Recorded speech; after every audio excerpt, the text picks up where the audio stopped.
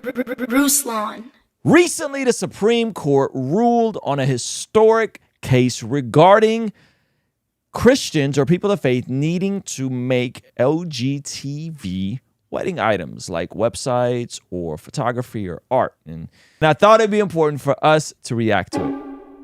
So if you guys aren't familiar with Breaking Points, they are an independent news source, and this is Crystal and Emily debating this court case. If you guys don't know, Emily is a person of faith, and Crystal is not. She is a progressive, as far as I know, and they're ruling this LGTV website SCOTUS ruling. Where do religious rights turn into overt discrimination? And this is something that the court has wrestled with, of course, many times in its history.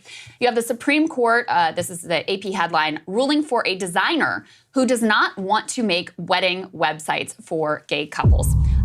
So I think this is reasonable. As a person of faith, I don't want to do live streams for LGTV couples. Hey, Ruslan, come stream on our new platform. Right? Or hypothetically, like, if I can marry people, right? Like, I got pastors, friend of mine, that can marry people. They don't want to be marrying folks from this community, which we'll get into why later, right? Oh, yeah. And so this lady is saying, yeah, I don't want to make websites. Now, as you peel away at this story, though, it gets rather interesting. All right, go ahead. Let me read you a little bit from this AP piece. They say in a defeat for gay rights, the Supreme Court's conservative majority, and this was along partisan ideological lines, ruled on Friday that a Christian graphic artist who wants to design wedding websites can refuse to work with same-sex couples. One of the court's liberal justices wrote in a dissent that the decision's effect is to mark gays and lesbians for second-class status, and that the decision opens the door to other discrimination. The decision, to get into the specifics here, suggests that artists, photographers, videographers, and writers are among those who can refuse to offer what the court called expressive services if doing so would run contrary to their beliefs. But why is that a bad thing? Why is that a bad thing? I think that's a great thing. I like that they did draw the differences in services as well. Okay. They said expressive services. So meaning, like, I think they even go on to say you can't refuse to serve someone food at your restaurant based off of their sexuality, or based off of, let's go opposite way, your religious beliefs. Okay. Because there's no there's no interaction there that determines that puts your name on it. Like, you're just serving them food. Sure. But expressive services are like, you're writing for them. You are creating video art, capturing this event in a beautiful way, and expressing this. It's art. Event. Yeah, it's art. You're expressing the event, so then your name is kind of attached to it, or your responsibility is to then, like, serve this in an expressive way. Yeah, that's interesting. I just always would think about, on a super duper duper basic level, I always remember seeing the sign that would say, no shirt, no shoes, no service. No service. So that's where my brain went, right? Yeah. If you can be selective with who comes into your establishment on a service level, well then, as an artist, as a creative, why can't you be more selective with that? Although I think that's a health code thing for, like, an establishment. Is it? Yeah. I thought it was just, we just didn't want, you know. No, that's true, because in some high-end places, there's a dress code where, like, you can't get in if you're not wearing a tie or whatever. So that's a little different too. Yeah. Okay. So go ahead. But that's different from other businesses not engaged in speech and therefore not covered by the First Amendment, such as restaurants and hotels. So, Emily, I know you have actually spoken with this designer. So give us a little bit of the backstory on this this particular case. Shout out Yeah, to so Emily. this is, as a lot of conservatives see it, an attempt to really right the wrongs of the Masterpiece Cake Shop. You know, the origin of the bake the damn cake meme that is so popular now. So Jack Phillips, who had a cake shop, and said, "I'll serve absolutely everyone. I'm not going to make a cake for a gay wedding. I'll happily serve gay customers." This is a really similar situation, and it's basically a stress test of the laws that. So this is an overcorrection to that. It's an overcorrection to that, because they felt like that was not fair. Yeah. A cake designer shouldn't have to make a cake for a couple from this community. It's an overcorrection? Yeah. Colorado had in place after Masterpiece. Right. And Masterpiece was decided in a way that conservatives weren't entirely happy with. Justice Kennedy wrote the opinion, and it allowed Colorado and states like it to have laws that conservatives still felt, Christians still felt allowed the state to sort of infringe on their beliefs. And so Lori Smith is a website designer. She does like graphic design, basically. And because of Colorado's law, felt that she was going to be in a position where she would have to make, or would be forced into the situation where she would have to make wedding websites for gay weddings. Now, this is where it gets interesting, because recently, I think it was the Daily Beast dug into the original request that was cited in the lawsuit, and the customer's request basically turns out he was surprised to learn that it had been cited in the filing, the court filing. His request for her to make, it was like through the form on a website. You know, when you go to somebody's website and you just have to go through the form, then you submit it. It wasn't ever, it looks like it wasn't ever validated or verified. He says he's not gay. He's married to a woman. Been married for like 15 years. Right. And so there were a lot of laughs about that online, and it is like quite interesting. Yo.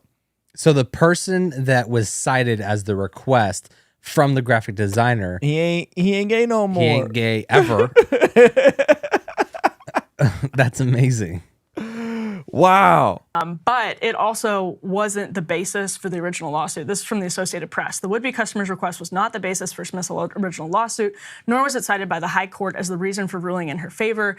The 10th Circuit Court of Appeals, they said that Colorado had a history of past enforcement, quote, against nearly identical conduct, so Masterpiece, and that the state declined to promise that it wouldn't go after Smith, so the state didn't prove that it would not go after her. If she So she basically did this as it sounds like almost like a hypothetical to prevent anything from this happening to her. That's fair. Yeah. I want to start a wedding venue, and I don't want to deal with all this. Yeah, if somebody wants to start a venue or a service for weddings, and she doesn't want to deal with this headache, why? I don't understand why that's an issue to preemptively. Now, to get this all the way to the Supreme Court and it not be a real case, And you not even have a real business yet? yeah, that's crazy. That's funny. Now talk about due diligence. Yes. She's like, I think I should probably go to the Supreme Court before I start my hypothetical business. Right. Here, Go ahead.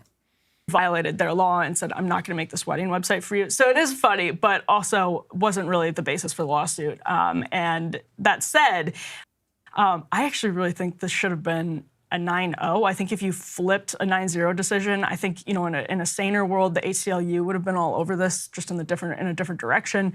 I think if you flipped Lori Smith if you turned her into a Muslim, or like in a hypothetical world, or somebody who was like Episcopalian, supported gay marriage, and was asked by a Christian to do an anti-gay marriage cake, I think we would have our sort of ideological blinders off and say, yeah, she's an artist. She's allowed to do what she wants. It's not Michelangelo, obviously, creating wedding websites, but I think the left would be pretty defensive of her ability to create expressive websites, et cetera, if she weren't Christian. I think that just kind of changed everybody's, and I get why people are suspicious of that.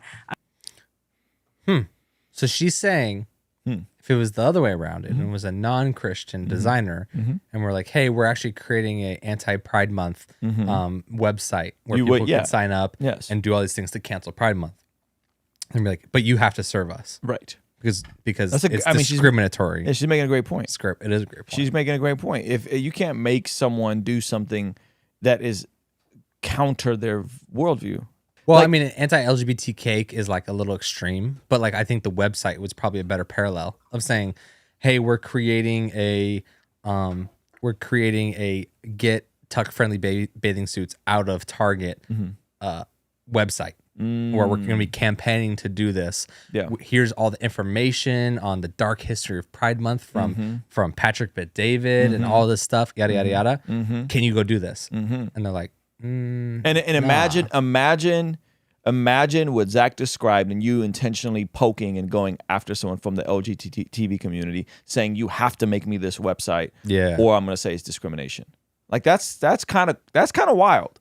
Yeah, that's kind of wild. And so obviously no one's going to make an anti-LGBT cake. It's a little dramatic for Pride Month. Yeah, this is dramatic, but an anti Pride Month website. Yeah. You know, Christians should make the website. Even if you are affirming, I still think you should respect Christians who aren't enough to say, I'm not going to force them to make something like that. In the same way, you wouldn't want your affirming crowd who are designers and so on and so forth to make we're going to say the truth about Pride Month and how it's a big agenda to groom the kids. You wouldn't want them forced to do that, would you? Yeah. Yeah. I don't know. Those don't seem like just scales to me. That's all I'm saying. Go ahead. Let's jump back in. I mean, not to co-sign Steven Crowder, but Steven Crowder around the time did a video where he went to a bunch of Muslim bakeries and shot a bunch of undercover video of him requesting cakes for a gay wedding at Muslim bakeries. And they're all like, nah, absolutely not. And he's like, it's crazy that this doesn't get the same publicity. Yeah. If you actually believe that people should have the rights with what they do with their art, I think it's crazy to assume that people should be forced into making anything that's against their conscience or against their worldviews on any end of the spectrum. If we were going to make an argument for should Christians do it or not, my only thought is why I can't compare like secular marriages to secular straight marriages to homosexual relationships. By the way, I wouldn't marry a secular couple. Yes. If somebody was watching this channel and said, Ruslan, I want you to marry us and we'll pay you X amount, we'll fly you out and yada, yada, yada. And I found out one of them, first of all, I don't do weddings, and this is one of the reasons. But second of all, if I found out one of the folks weren't Christian, I wouldn't marry them. Yeah. Am I discriminatory? But I would go to their wedding. I would go to the wedding. I would support because unless I was like, this is going to fall apart. I know this is going to fall apart. I wouldn't affirm it. If I knew it was going to fall apart, I probably wouldn't affirm it. I'm saying is that even without someone's recognition of God, there is still natural law. And without the secular couple knowing it, they are partaking in something that can ultimately honor God. They could both come to Christ in a marriage and still have this holy union without even realizing they originally made a holy union. Whereas the gay wedding, the Key and Peele skit, is not. They would have to be like, oh, we gotta get divorced. We gotta bounce if they came to Christ. Thank you for hanging out. If you want to go the extra mile, partner with us. Keep us independent, answering only to you, so we never have to take a brand deal and make goofy commercials like these. Partner with us for as little as $5 a month. Our friends at Genucel Skincare have exciting news to celebrate in 2023. Using Manscaped during my showers after workout has given me much more confidence. And that's where Mudwater comes in. True Classic has got your back. All thanks to the sponsor of today's video, SayMine.com. Established Titles is your opportunity to earn the title of Laird or Lady. Subject to credit approval, rates range from 7.99% APR to 19.99% APR, included 0.50% auto pay discount. If you don't want us to make ads with brands you don't care about, sign up for our online community for as little as $5 a month to keep us independent and ultimately answering to you as our boss. You get all sorts of benefits like daily replays of our after party streams, exclusive access to our Discord community, and early access to our podcast interviews, all starting for only $5 a month.